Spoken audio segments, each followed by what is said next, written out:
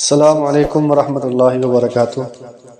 آپ دیکھ رہے ہیں یوٹیوب چینل KMO، میں ہوں کاشف محمود۔ دوستو، ہمارے معاشرے میں آج بھی کچھ ایسے لوگ پائے جاتے ہیں کہ جو بچا ہوا کھانا کھانے کو، یا یوں سمجھیے کہ جھوٹا کھانا کھانے کو اپنے لیے عیب اور باعث شرمندگی کا سبب سمجھتے ہیں، ذلت سمجھتے ہیں۔ حالانکہ میرے محبوب کریم صلی اللہ تعالی علیہ وسلم آپ فرماتے ہیں کہ بچا ہوا کھانا یا جھوٹا کھانا یہ اجر والا کام ہے۔ جو بھی مسلمان بھائی کا جھوٹا کھانا کھائے گا اس کے لیے اس میں اجر ہے۔ اور صوفیاء، علماء، صالحین فرماتے ہیں کہ جو شخص اپنے مسلمان بھائی کا بچا ہوا کھانا کھائے گا یا چھوڑا ہوا پانی پیے گا، اللہ تعالیٰ اس کے اندر عاجزی پیدا فرمائیں گے اور تکبر اور غرور کو ختم کر دیں گے۔ اس کی ایک مثال میں آپ کے سامنے عرض کرتا ہوں کہ ایک دفعہ چوروں کا قافلہ، ڈاکوؤں کا قافلہ ڈاکہ زنی کے لیے نکلا، تو راستے میں ایک ہوٹل میں یہ کہہ کر پڑاؤ کیا کہ ہم راہ خدا کے مجاہد ہیں، ہم رات یہیں رکیں گے اور پھر دن ہوتے ہی جہاد پر روانہ ہو جائیں گے۔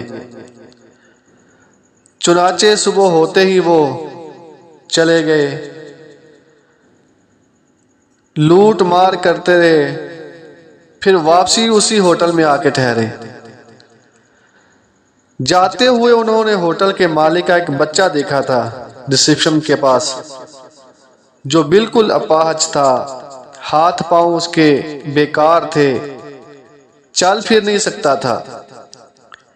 لیکن واپسی پر انہوں نے دیکھا کہ وہ تو چل بھی رہا ہے، ہاتھ پاؤں بھی مار رہا ہے۔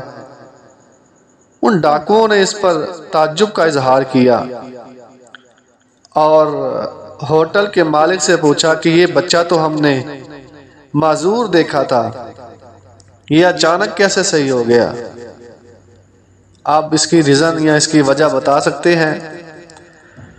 ہوٹل کے مالک نے بتایا کہ آپ لوگوں نے جو کھانا کھایا تھا اس میں سے جو پلیٹ میں بچ گیا وہ میں نے حسن ظن کی بنا پر اچھا گمان کرتے ہوئے وہ بچا ہوا کھانا اپنے بیٹے کو دے دیا، اس کو کھلا دیا، یہ سوچ کر کہ آپ اللہ والے ہیں، راہ خدا کے مجاہد ہیں، اللہ کے راستے میں نکلے ہوئے ہیں۔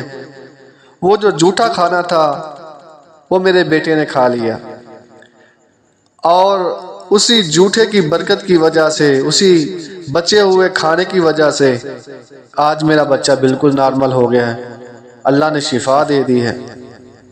ڈاکوؤں نے جب یہ سنا انہوں نے فوراً توبہ کی، آنکھوں سے آنسوؤں کی لڑی بہہ رہی تھی، فوراً سچی توبہ کی اور اللہ کی بارگاہ میں گر گڑا کر رونے لگے کہ اللہ ہمارا کتنا مہربان ہے، اللہ ہم پر کس قدر کرم کر رہا ہے، ہماری پردہ پوشی کر رہا ہے، اور ایک ہم ہیں کہ جو اس کی نافرمانی کر رہے ہیں، لوگوں کو لوٹ رہے ہیں، ڈاکہ زنی کر رہے ہیں۔